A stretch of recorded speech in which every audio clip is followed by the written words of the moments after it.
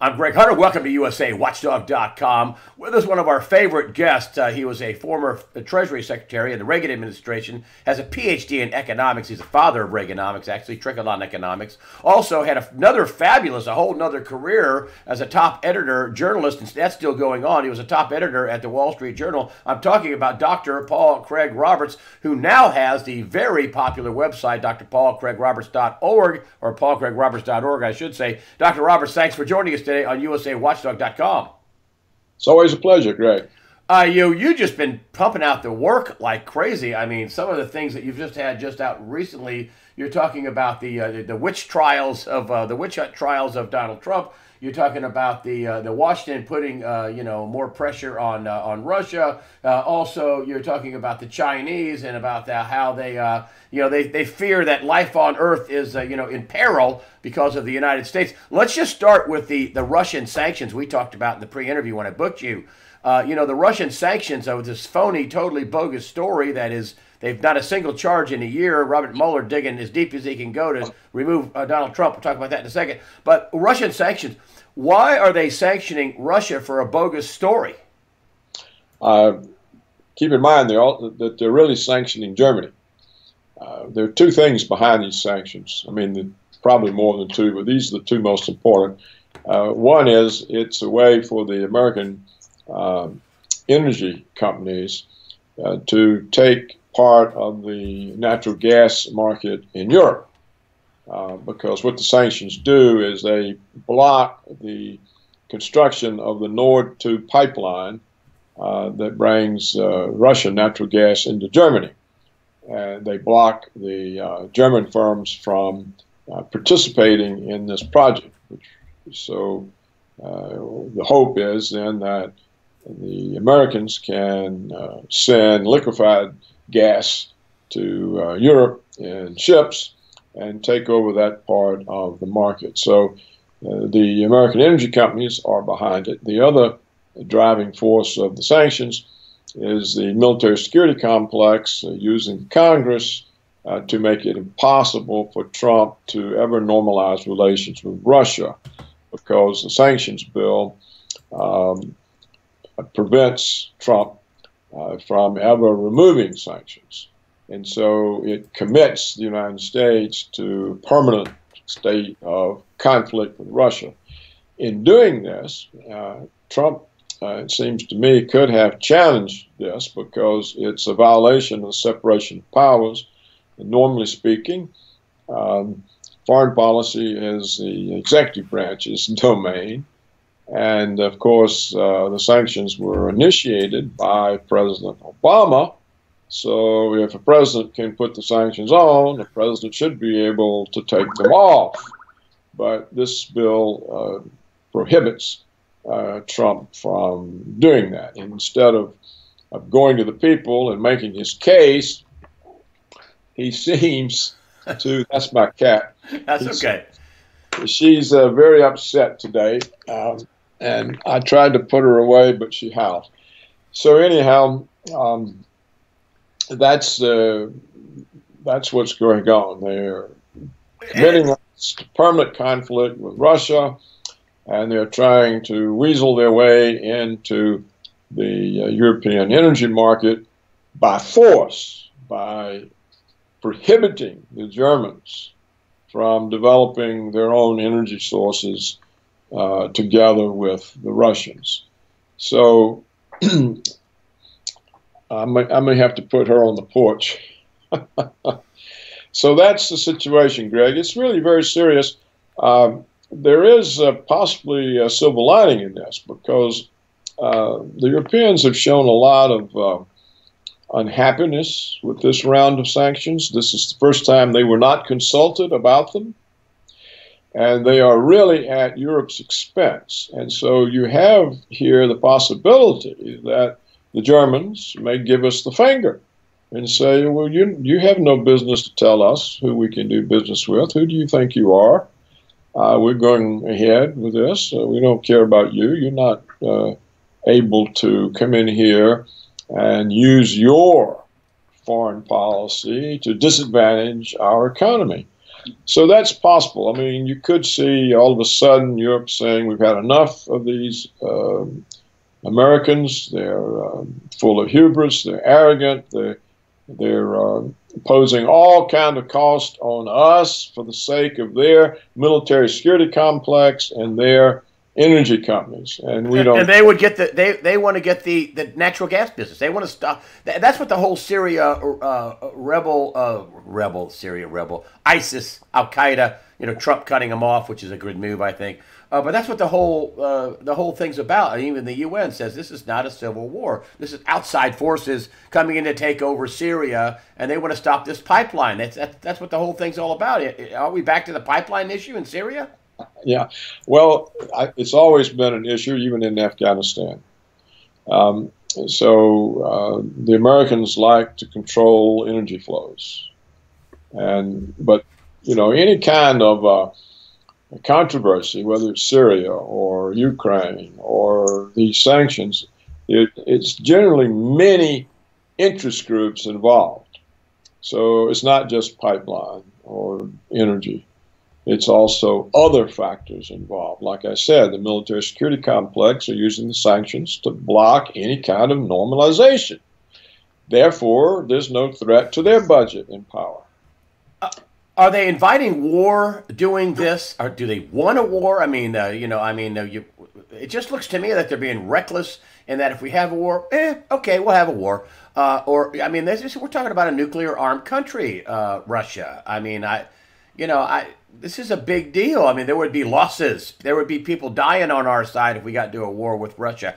And we haven't even brought up China yet. But are they inviting? Is the economy going so terrible that they want to have a war? I don't think they're capable of thinking that far. What they want is more money. They want to take the business of the natural gas away from the Russians, or as much of it as they can. The State Department is probably also worried that if Russia and Europe have too many economic relations, it'll be harder for us to control Europe, and that they may eventually leave our empire. There are all kinds of forces that support this.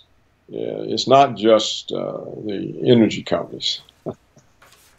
Well, let's just talk about the. Let's circle back to as a journalist, and I know you're big time editor at the Wall Street Journal, and your site is seen worldwide. You're probably bigger now than you were at the Wall Street Journal, I would suspect.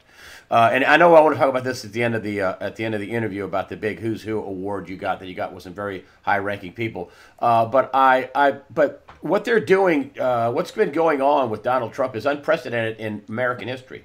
I mean, the attacks by the entire media complex, at least the legacy media complex, the attacks by Democrats, the attacks by Republicans, the attacks by the deep state. This is unparalleled in American history. What's going on? They want him out. Obviously, that's what really is going on. They want Donald Trump out at any and all costs. Is that correct? That's correct. Again, it's several different interests. The Democrats want him out because they want to be vindicated that he stole the election from them through some form of collusion with the Russians. The military security complex want him out because they see him as a threat to their budget. This normalizing relations with Russia, they don't want that. They need an enemy. The talk of pulling out of Syria, that also annoyed them. They don't want to give up these wars that keep people worried and willing to support the military. It also annoys the Israeli government because Israel wants to overthrow Assad and also to overthrow Iran because Syria and Iran are the ones who supply Hezbollah, the militia in Lebanon, that has twice defeated the Israeli army and prevented the occupation of southern Lebanon. Israel wants southern Lebanon for the water resources. So you see all these forces. The Israeli government, it has an interest in getting rid of Assad. The military security complex likes to have plenty of reasons for its existence. The Democrats want to get rid of Trump because they think they should be in office. The media is mad because Trump disproved all of the smart people's predictions of Hillary being a shoo-in. Plus, Trump is elected by Americans that are considered to be deplorables. It's you and me. The deplorables are white heterosexual males. They are racist, they're sexist, they're homophobes, they're gun nuts. And these are illegitimate people. And these illegitimate people elected Trump when all of the good people wanted to elect Hillary. So you have that kind of left-wing, crazed, ideological element in this as well. So all of these things conspire against Donald Trump. And what's going on is essentially what Attorney General Robert Jackson warned all of the U.S. attorneys about in 1940. He said that it's impermissible to pick a person and then go look for some crime he may have committed. Just because you want to get the person, or it's an undesirable person, or an undesirable group, this is not a permissible use of war. Yet that's what the special prosecutor is doing in the case of Trump. We have no evidence of any crime. Even if there was some kind of Russian collusion, it's not illegal. It's normal for incoming governments to open discussions with foreign governments. Did that happen in the Reagan administration? I'm sure it happens in every administration. Okay. It's part of the transition team. Of course, it's nothing illegal about it. They've got people thinking that it is illegal, but it just didn't happen. But it's not illegal, particularly when you have such strained relations between nuclear powers. Certainly, you want to dampen down that tension as quickly as you can. And that's what Trump tried to do. He tried to, hey, whoa, hold on a minute, right? We don't know what he tried to do, but nothing apparently. But you always begin making contacts. This was a government elect. It's coming into office. It's just a couple of months. Well, you have transition teams. I was on the transition team into the Treasury. So you have to, you can't just one day you're not the government, the next day you are. You have this transition period. That's why the election is in November and the inauguration is in January. It gives the incoming government time to get assembled, to make itself known, to get contacts, to know who's who that they'll be dealing with, and this is perfectly normal. So there's nothing untoward about the contacts. It's normal. So, but to get back to the point, Greg, the point is that the special prosecutor is doing precisely what Robert Jackson ordered U.S. attorneys never to do. That is, pick out somebody and then launch an investigation trying to discover some crime that you can pin on the person. You have to start with the crime. The crime has happened, and then you look to see who did it. Well, in the case of Trump, there's no crime, and yet there's now a wide-ranging investigation. It has gone far beyond any sort of Russian contacts. It's now going into everything he's ever done. All his business dealings, everything. I'm sure it'll be into his income tax returns and everything else. So sometimes these are called phishing operations.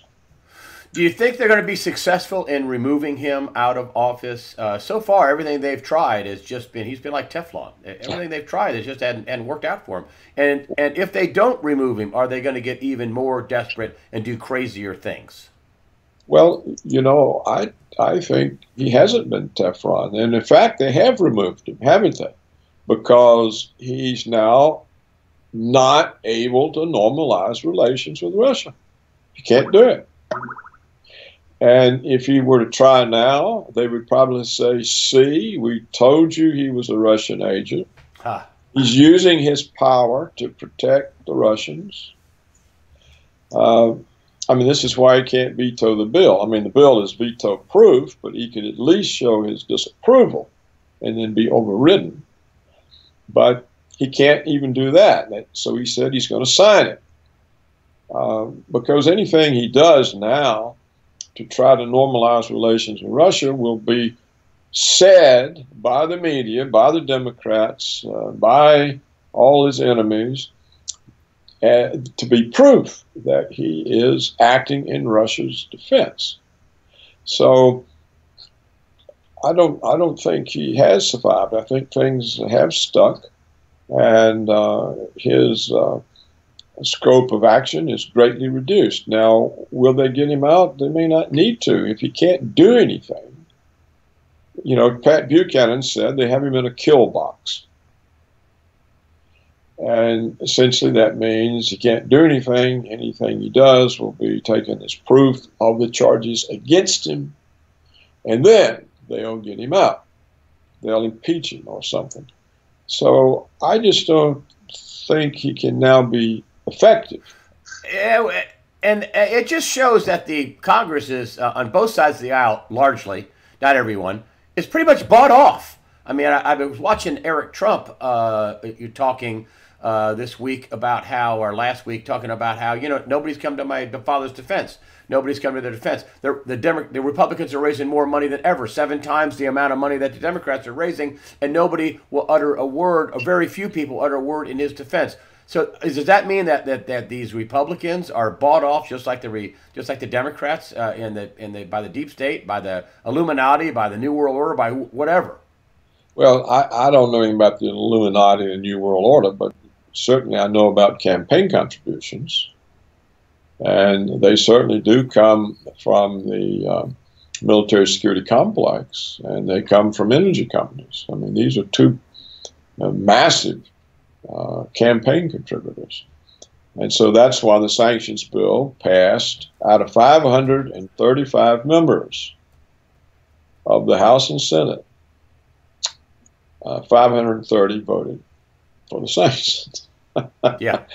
So clearly, yes, they are See, it's not the people who put senators and congressmen in office. It's the interest groups that finance their election campaigns. And so the members of the House and Senate are not responsible to the constituency in terms of the voters. They're responsible to their constituency of campaign contributors. And in this case, the Congress is perfectly loyal to the energy companies and to the military security complex. And not to we the people. They never are to we the people. The people, if the people were the ones who finance their campaigns, it would be different. But you see how much money comes in from people compared to a handful of energy companies, a handful of military security companies, a handful of Wall Street firms, a handful of agribusiness firms, a handful of pharmaceutical companies. It didn't. I doubt the Congress is responsive to more than 20, 25 people. Wow. The lobbyists to supply them with the funds. Let's start with the economy here. I don't mean to interrupt you, but let me start with the economy and war.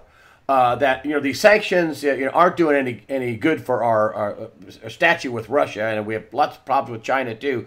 But one of the questions I want to ask you is that people say that that the powers that be may get us into a war to hide a problem with the economy. A lot of big name money managers are warning of war. They're warning not war. They're warning of the market going down. They're warning of that the things are shaky. We have more debt than ever. We grew the global debt by nearly $70 trillion on top of all the debt we had, that we have a lot of economic problems, and we may push the war button to cover that all over. What say you about that?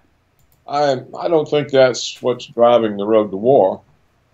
It's possible that a government sometime would start a war to get the tension off a bad economy, but I don't think that's what's driving us to war are the continuous, gratuitous provocations against Russia and China. These sanctions, these are gratuitous. These are acts of war. They're illegal, actually. It's illegal for the United States to do this. It's based on might makes right. It's a violation of international law. For example, if something would happen, the United States would collapse and the government be captured, they could be put on trial. That's how big a violation of law the sanctions are. The military exercises all over Russia's borders, all over seas that are Russian, essentially seas, missile bases on their borders, missile bases in Poland and Romania, the constant demonizations, the constant false accusations, the blocking of the President of the United States from being able to reduce the tensions. All of this sends to the Russians the message that they have an enemy. The United States is their enemy, that the United States has chosen to be their enemy, not on the basis of anything Russia has done. And so the Russians have to say, well, they're preparing to attack us. We have to think about this. Are we going to sit here and wait on an attack? What should we do? And so on. So this is what's driving it to war.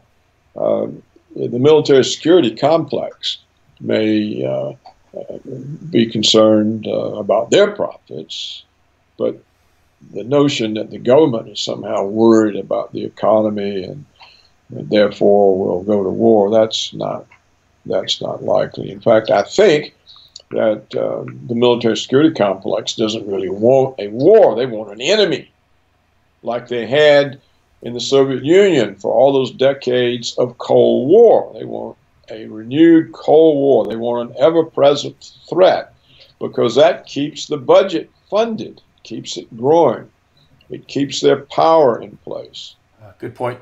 So this is what they want, but these things can backfire. For example, during the Cold War, American presidents were doing everything they could to reduce tensions with the Soviet Union. Kennedy worked with Khrushchev. Nixon gave us SALT I. He gave us the anti-ballistic missile treaty. We got from Carter SALT II. We got from Russia, from Reagan, we got essentially the end of the Cold War. We got the START Treaty, the other kinds of nuclear force reductions. But since Clinton, what the American presidents have done is to increase the tensions with Russia. Everyone has increased the tensions. Clinton violated the promise not to put NATO on Russia's border. We all know what Bush did. He pulled out of the ABM treaty. We know what Obama did. We had the coup in the Ukraine, all these false accusations of Russian invasion, and so on and so on. So when you have periods of high tensions and then you get a false alarm, for example, your early warning system says incoming ICBMs. Well, this happened continually during the Cold War, but neither side believed it. because we were working together to reduce these tensions. But now the Russians are going to believe it, aren't they?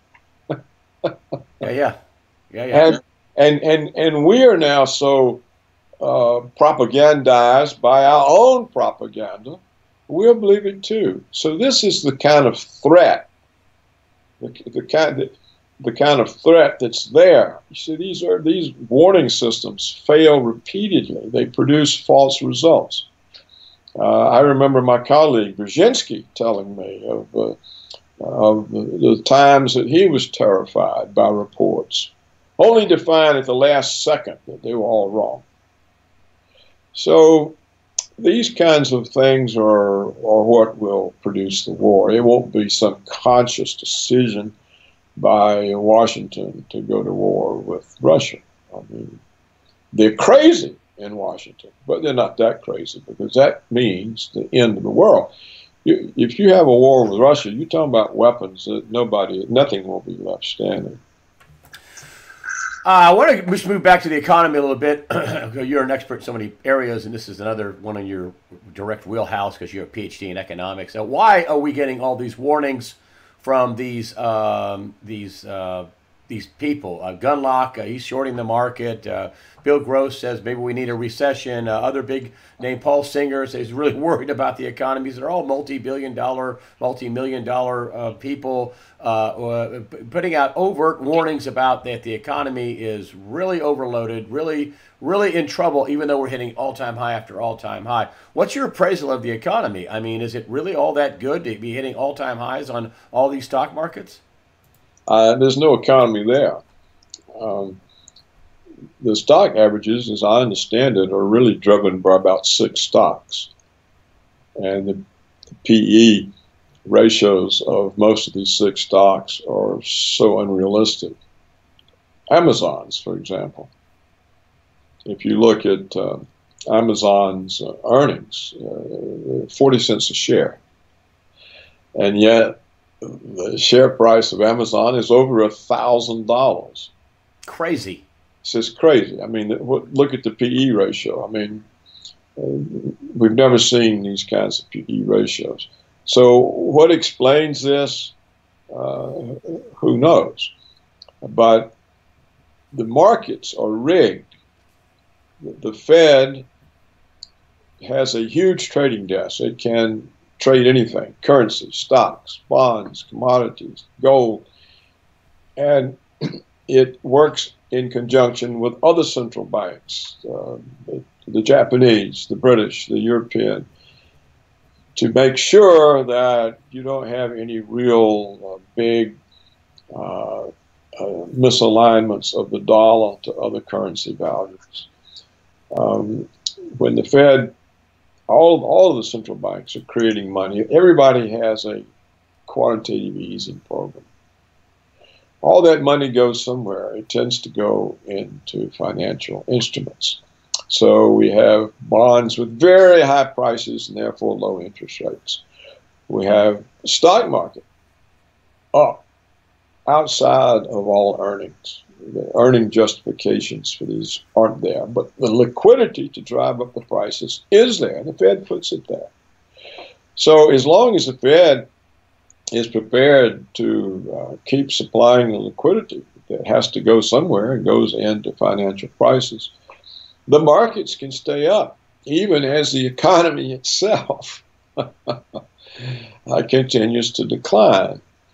Now, the economy's been declining for a long time, Greg. We've talked about it on many of your programs. The main cause is the offshoring of so many jobs, middle-class jobs. First, they took the manufacturing jobs off. Then they took all of the, not all of them, but a big percentage of the professional skill jobs that are tradable, things like software engineering, IT, so that the job opportunities for Americans have shrunk. And what is happening is the American workforce is being moved out of high value added, high productivity employment into low value added, low productivity employment, such as stocking shelves at Walmart, waitresses, bartenders, retail clerks, and so the incomes go down. And as the incomes go down, how do people maintain their living standard? Well, they max out their credit cards and get heavily in debt. Well, once everything's maxed out, there's no way for them to increase their purchasing power. And so the economy hasn't any consumer spending to drive it. This is what we're going through. This is the process that's working out. Things will just come to a halt. But the stock market can stay up because it's based on liquidity pumped into the system by the Fed. If, in my opinion, if the stock market tried to make a big correction, the Fed may not permit it. They could just go in and buy S&P futures and drive the market back up. This is a new development. The Fed never behaved like it has behaved in the 21st century. Never before behaved like this. If it had done this during the Great Depression, there wouldn't have been a Great Depression. There wouldn't have been a stock market collapse and long-term decline. So it's a new exercise of power by the Fed over the financial markets, and what the consequence would be, we don't know. It's something new. What do you think could go wrong? What could go wrong with this scenario of printing money and levitating the markets and not really having a market, having a completely rigged system? What could go wrong? Well, you see, it's hard for it to go wrong because people are making money out of it. You know, you can say it's a Ponzi scheme, but it's one that, you see, the Fed can't have losses because it can print all the money it wants. And so I don't know. It's new. One thing could go wrong would be if somehow everybody washed their hands of the dollar. But since the yen is being printed, the euro is being printed, the British pound is being printed, where would they go? So it looks like a fairly long-lived Ponzi scheme. But well, how do they always end? If the dollar were to have a serious run and started collapsing, then people would try to get out of dollar-denominated assets because they would be losing money because of the decline in the dollar. And then you could see the stock and bond markets collapse and real estate and everything.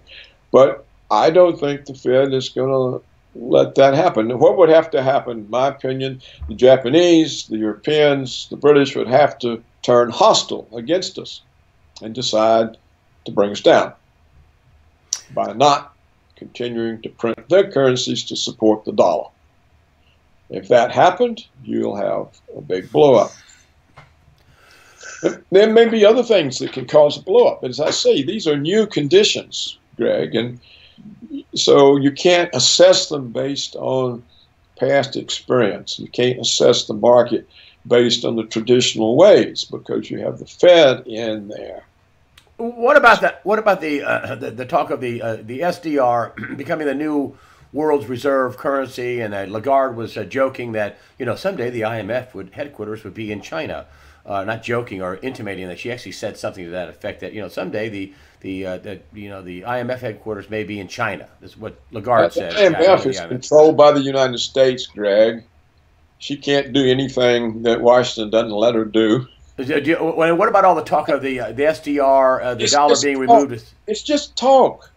So the dollar's not going to be removed as the world reserve currency. The dollar is the main component of the SDR. What is the SDR? Special drawing rights, all these are the basket of currencies. Yeah, but I mean, who transacts them? With all this going on, would you be holding gold? Would you be a holder of gold and silver and have your car title, have your house title? Would you protect yourself that way? I mean, is there a reason for you to protect yourself and hold precious metals? Or do you think they could just keep doing this forever? Well, that's what a lot of people want to know. Well, Greg, we've talked about it before. They can artificially inflate the gold and silver supply because the markets are, the futures market for bullion is settled in cash, and it's where futures contracts are traded, and so they can print up as many future contracts as they want, many forward contracts as they want, because they don't have to be covered by gold. So you can short gold simply by printing a short and throwing it in the market, and therefore this paper supply of gold goes up. If you do this on a massive scale, as they do continually, all of a sudden tons and tons and tons of paper gold is dumped in the market and drives down the price. And when the price goes down, all the stop loss orders of the hedge funds, so there's more selling, and then their margin calls, it's more selling, and then the people who dumped these paper shorts uncovered into the market, they can step in, buy them all back, cover the shorts, make a lot of money. But they have stopped the rise in the gold price. They've driven it down, say, from 1,300 to 1,200. They're not letting it go above 1,300. Could China and Russia step in and be the stinker in the pig pen here? I mean, they could come in and say, you know, we're going to stand for delivery. We want our stuff. Bring it out here. We want our gold. We want our silver out of COMEX. LBMA, you too. We want our stuff. It wouldn't take that much money for a sovereign to just buy the market. I mean, it's a small market. I wondered why they don't do that. Why? I don't know. Maybe they don't know about it, or maybe they figure that that would be considered an act of war. But yeah, they could certainly cause a huge problem. Anybody could. You know, if a collection of billionaires got together and borrowed up all of these contracts and then stood for delivery in gold and refused to settle in cash. But then I think COMEX has the power simply to say they don't have to settle in gold, they can settle in cash and simply pay them off in dollars. So it may be that you can't really break that market because COMEX would simply say, well, this is a cash market. We settle in cash. We hardly ever does anybody stand for gold delivery. It's a place to speculate on gold prices. And so, but if somehow you could buy up all these contracts and then demand delivery and somehow could force delivery and they can't make delivery, then things would blow up. But as I said, to repeat myself, I think the COMEX would simply say, or whatever the futures market, that we settle in cash. Cash. Would you be? Is there a reason to protect yourself in this kind of a Ponzi? As you said, it's a giant Ponzi scheme. Is there a reason to protect yourself, and how would you? Well, the traditional protection against appreciating fiat money is gold and silver. But you see now, the Fed has a way to suppress the price of gold and silver. And of course, government can always declare it confiscated. You got to remember, President Franklin Delano Roosevelt called all the gold in. You're required to turn in your gold at $20 an ounce. And once you got all the gold, you raised the price to $35 an ounce. So who knows? I mean, governments are powerful things. And but I think, yes,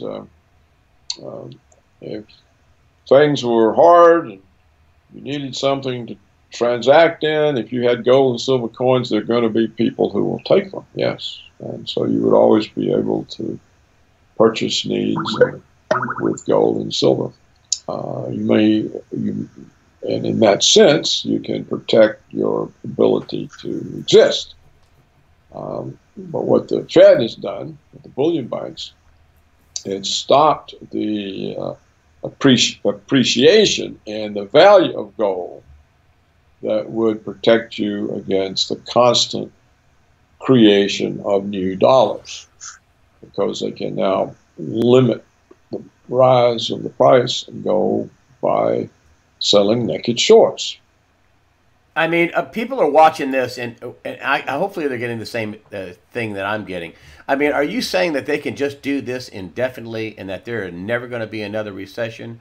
I mean, is that what you're saying? I mean, that they can have make it. And this is not against you or anything, but are you saying they can just do this indefinitely, and that the Ponzi scheme's never going to end? The Fed seems to think that. It doesn't mean there won't be a recession. They can do this despite a recession. You can keep this.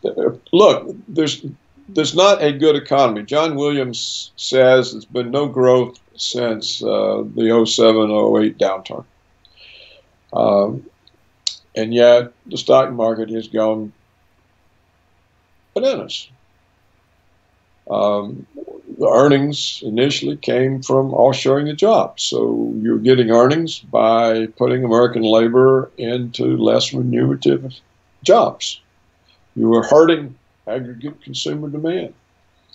And yet the stock market has continued to go up. It can go up because all of the liquidity the Fed creates has been going into financial assets, irrespective of the fact that the job environment is poor. I mean, I know the government tells us we have full employment. That's because they don't count the unemployed.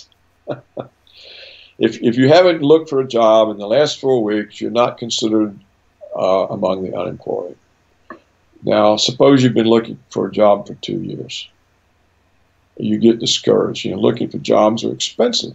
It's expensive, not just financially, to be going out well-dressed to interviews, the transportation cost. It's emotionally expensive because time after time after time you fail. So people give up. Well, once you give up, you're not considered in the workforce and you're not considered employed. So that's how they get the low unemployment rate. You know, John, you know, the government says the unemployment rate is what? Something around 4.5%. It's full employment. John Williams says it's 23%. Because he counts the discouraged workers. So, yeah, they can, I don't know if they can or not, but I never thought that this could go on as long as it has. But we're talking about at least 10 years, right? Yeah. And 10 years of, at best, lackluster economy and horrendous increases in stock prices.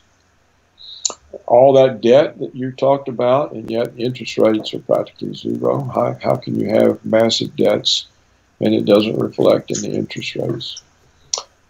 So apparently they think that as long as they can protect the dollar from the increase in liquidity, protect the dollar's exchange value, they can keep this going. And as I said, we have the Japanese printing money, we have the Europeans printing money, we have the Bank of England printing money. So if you wanted to leave the dollar, what currency would you go to? You're saying that they can that they're going to do this until it absolutely just seizes up or blows up. They're just going to do it until it blows. I don't know. This is a new thing. This is not anything that went on during my lifetime. It's nothing that went on during my time in the Treasury. This is something we have not experienced. And moreover, it's not acknowledged. You don't see the financial press talking about this. Yes. You don't see economic conferences about how can this be? What is the implications? There's nobody talks about it. I talk about it. Few people talk about it. Which means the financial press is a bunch of liars. That means it's the elephant in the room, and everybody says, "Oh, look at the FANG stocks." They cover up just like everybody else. The media covers up for whatever is working. Well, I still say you need to be ready, because when it goes, nobody's going to make an announcement. I mean, it's not going to be announced. Nobody's going to blow a trumpet and say, "Oh, hey, y'all, get yourself protected." I mean, it's going to go. When it goes, it's going to go fast. It's going to go hard, I think. Would you say the same?